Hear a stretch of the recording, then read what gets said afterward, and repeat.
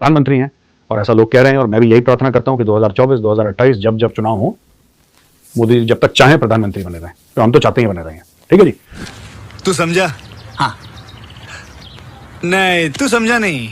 क्या बात है, चलिए शुरू करते हैं। सबसे पहली खबर ये कि बलूचिस्तान लिबरेशन आर्मी ने वाली टंगी क्वेटा वहां पर एक कैंप पे पाकिस्तानी आर्मी के कैंप पर हमला किया और हमला करके 11 पाकिस्तानी आर्मी के लोगों को मारा।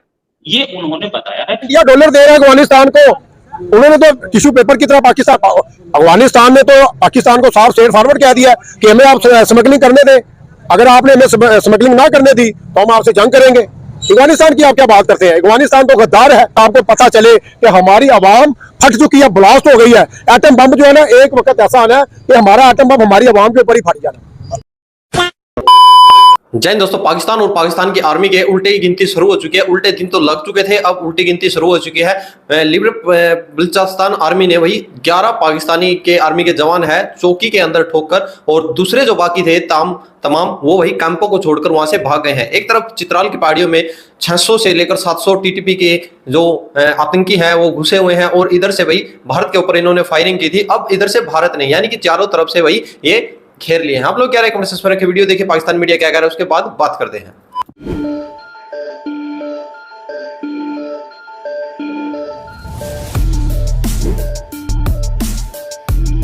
कुछ ऐसी हालत पाकिस्तान के चित्राल में भी है जहां पे पाकिस्तानी आर्मी अपना हेडक्वार्टर छोड़ के भाग गई थी। यहां पर अपने कुलीग्स और अपने वेपन्स छोड़ के भाग गई। सारे के सारे वेपन्स जो हैं वो बीएलए के हाथ में पड़ चुके हैं।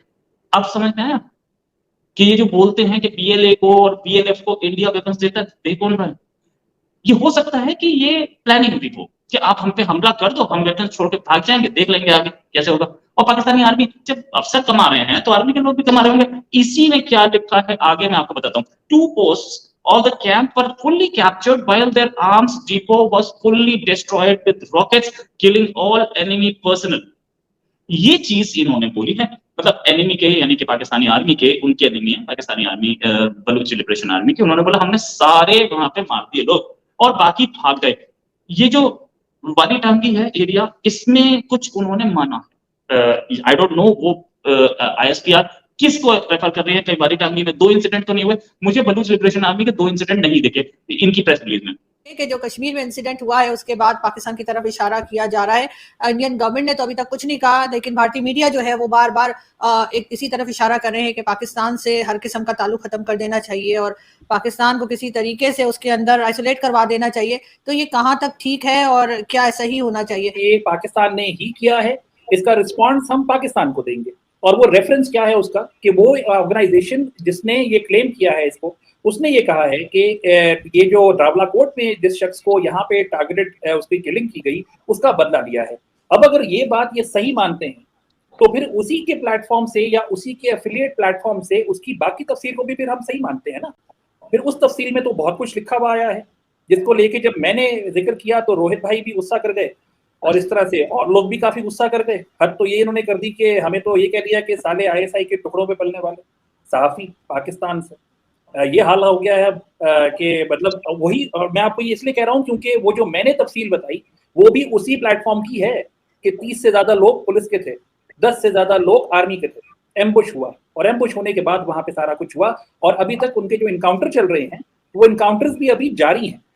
उन्होंने पकड़ा अभी तक नहीं है, लेकिन ये सारी बातें वो हैं जो मैं भी उसी को ही रेफर कर रहा हूँ जिसमें से पिक एंड चूज करके इंडियन मीडिया रेफर कर रहा है। मेरा ये पॉइंट है कि कश्मीर में जो मूवमेंट है उसके पीछे सिर्फ पाकिस्तान नहीं है।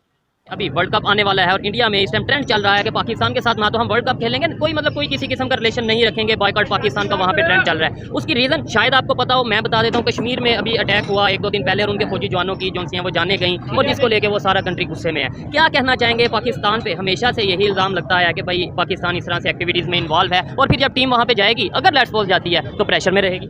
किस किस्म के प्रेशर में रहेगी? उस पर अटैक हो जाएगा। तो अटैक तो पूरे वर्ल्ड के अंदर है। ठीक है।